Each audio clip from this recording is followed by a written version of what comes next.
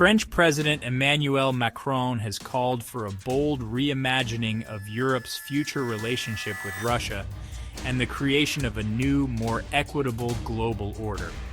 Speaking at an international peace conference in Paris, Macron urged Europe to move beyond the existing frameworks of NATO and the EU, acknowledging the need for a more inclusive vision of peace on the continent.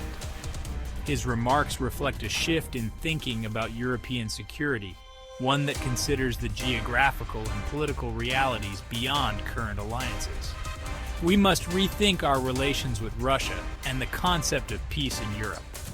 The geographical reality of our continent extends far beyond the boundaries of the European Union and NATO, Macron said, highlighting the necessity of including Russia in future discussions on European stability.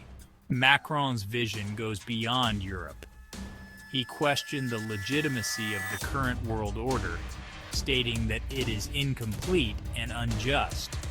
The French leader argued that the global system, established in the aftermath of World War II, no longer represents today's political and economic realities.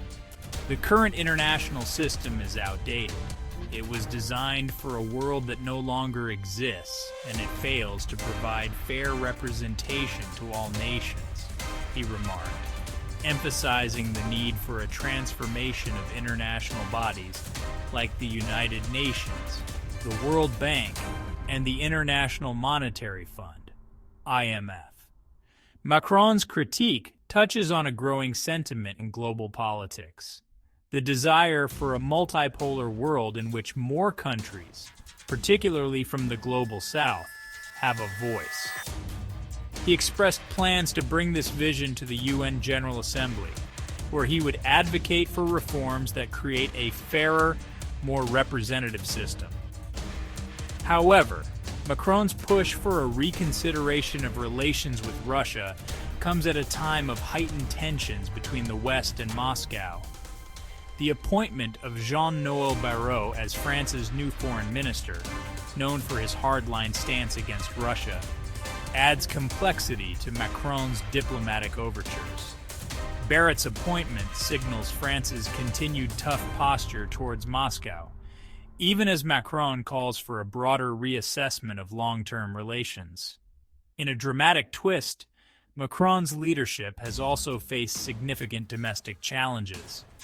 The French Parliament's lower house has approved a procedure to potentially remove him from office, signaling a deepening political crisis at home.